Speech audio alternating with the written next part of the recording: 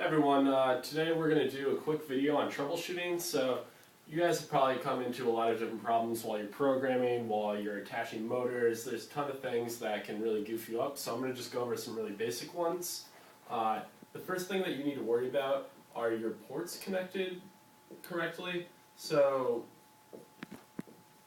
when you're coding, you assign a certain port to be running certain motors, certain sensors taking in or sending data in through certain ports. So just make sure if while you're programming you have a motor assigned to B and C while coding, your actual physical motors are plugged into ports B and C. Another thing to make sure of when you're compiling and downloading data, make sure your brick is on while you're downloading.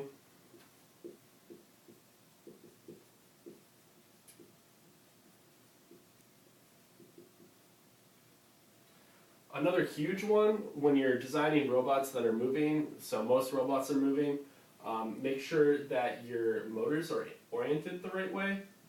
So sometimes you'll think you will have your motor in the correct position and you think it's going to be driving forward, but actually it's going to be driving backwards. Another thing to keep in mind is if you have two motors plugged in, make sure that they are oriented in the same direction, because if you run both of them at the same time, one might be going forward and one might be going backwards if you have them oriented in the wrong direction. Another thing to keep in mind is make sure to have no dragging components.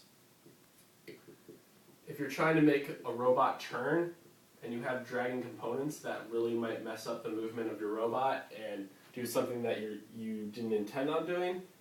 These are mainly all things to worry about while you're physically using your robot and you're designing something. However, there are other things to take into account while you're programming. When you're running loops, check your loops to make sure that they can end. Most of the time you don't want robots that are running in infinite loops. You want some sort of condition that will have them exit the loop. Another thing that you want to do, especially when you're reading in sensor data, is to check your logical operators. What those are the greater than and less than signs. Make sure you have them pointing in the right direction. And lastly, if you're reading light in from a light sensor and you want to use reflective light, make sure that you check the box at I believe it's the bottom right, to have your LED emit light. And those are the most basic troubleshooting things you need to worry about. If you guys have any more questions, feel free to upload comments on the video and I will try to reply as soon as possible. Thank you.